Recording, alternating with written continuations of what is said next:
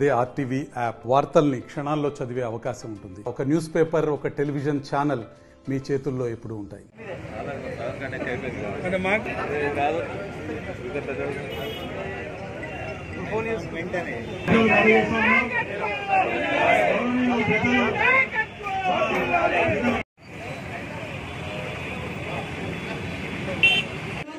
వేదిక మీద పెద్దలు ఇండక్టర్లు ఒక ఇద్దరు ముగ్గురు కూర్చున్నారు. మీతో పద్ధతిలో కూడా దేవస్థానంలో రాని కూర్చోవాలని కోరుతూ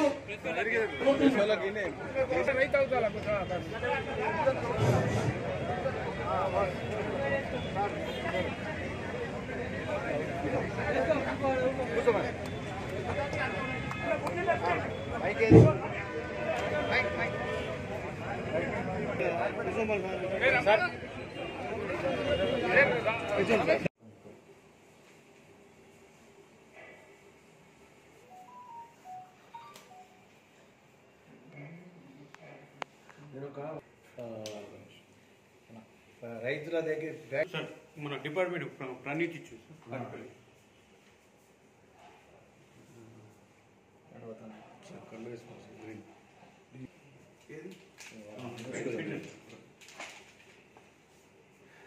అంతా గ్రీన్ ఉంటుంది ఇవాళ చూస్తే హైలైట్ అవుతుంది.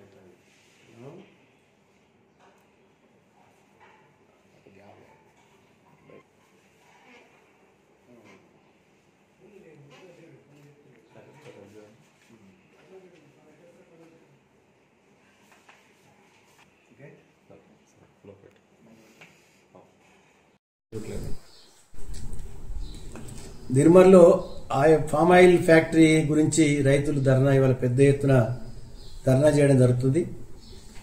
రైతులు ఫామ్ ఆయిల్ మొక్కలు పెట్టి ఇప్పటికి దాదాపు 3 సంవత్సరాలు దాటుతుంది. మేము కూడా ఫస్ట్ మొక్కలు పెట్టింది నిర్మల్లో, నేను కూడా ఫామ్ ఆయిల్ మొక్కలు పెట్టినాము. ఫామ్ ఆయిల్ మొక్కలు కూడా ప్రభుత్వమే అప్పుడు హార్టికల్చర్ డిపార్ట్మెంట్ ఆధ్వర్యంలో ఉచితంగా ఇచ్చిండ్రు. దానికి ఫిట్స్ అవి ఇచ్చిండ్రు. డ్రిప్ ఇరిగేషన్ కూడా 90% ఫార్వర్డ్ కమ్యూనిటీకి, ఎస్సీ ఎస్టీలు ఉంటే 100% ఇచ్చారు. దానికి అన్ని రకాలుగా మెయింటెనెన్స్ కానీ అన్ని 4 సంవత్సరాల వరకు హార్టికల్చర్ డిపార్ట్మెంట్ ఆధ్వర్యంలో దీన్ని ప్రోత్సహిస్తుంది. ఎందుకంటే ఆయిల్ అనేది ఫామ్ ఆయిల్ బయట దేశాలకే ఇంపోర్ట్ చేసుకుంటాం. మలేషియా, ఇండోనేషియా నుంచి తెచ్చుకుంటాం. ఫారిన్ కరెన్సీ మన పెద్ద ఎత్తున మనకు నష్టం జరుగుతాం కేంద్ర ప్రభుత్వానికి. కేంద్ర ప్రభుత్వం ప్రోత్సాహము, దీంట్లో రాష్ట్ర ప్రభుత్వం ప్రోత్సాహం మేరకు ఈ కార్యక్రమాలు జరుగుతున్నాయి. అది గమనించాలా.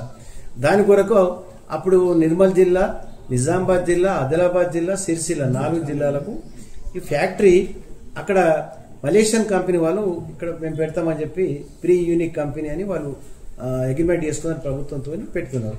ఆయన మహేశ్వర్ ఏమంటాడు, ప్రభుత్వ పరంగా ఫ్యాక్టరీ పెట్టచ్చు. మరి అదాని అంబానీ ఎందుకు వస్తున్నారంటే అన్నిట్లల్లో మరి మా మోడీ గారికి చెప్పి అన్ని ఫ్యాక్టరీలు గవర్నమెంట్ పెట్టితే అయిపోతుంది. మరి అదాని అంబానీ ఎందుకు వస్తున్నారు? పెద్ద కంపెనీలోనే కదా వాళ్ళ దగ్గర, మరి వాళ్ళు ఎందుకు పెడుతున్నారు ప్రైవేటు? ఇది హార్టికల్చర్ రైతుల లాభం కొరకు ఇక్కడ తెచ్చి పెడుతున్నారు. మనం ఇక్కడ ఫ్యాక్టరీ పెట్టకుంటే, మనం ఫ్యాక్టరీ పెడుతున్నామంటే ఇంతమంది రైతులు మనం వేసింది. అది నువ్వు ఫ్యాక్టరీ పెట్టకుంటే పాప వాళ్ళు తీసుకొని లారీలో పెట్టుకుని ఎటు అశ్వరాపేట వల్ల ఆడ పోతే క్యూలో ఉండాలా, ఎప్పుడు దొరికి తీసుకుంటాడా, ఎప్పుడు తీసుకోడా, వీళ్ళకి ఏం తెలుసు, మార్కెటింగ్ ఏం తెలుసు? ప్రభుత్వమే ప్రతి గింజ ఉంటుందని స్టేట్మెంట్ ఇచ్చిండు. అయితే నెత్తి బండ కొట్టుకోవాల్సి అనిపించింది ఆయన మాట్లాడే భాష. ఇది గింజలు ఉండయి, ఈ పామ్ ఆయిల్కు గెలలుంటాయి. ఈత చెట్లకి ఏదో కాతలు కాయ కాస్తుందో అట్లా గెలలుంటాయి. ఆ గెలల్ని తీసుకెళ్లిపోయి వాళ్ళ ఫ్యాక్టరీలో జోకి అక్కడ వేసేస్తారు. దాంతో ఆయిల్ వస్తుంది.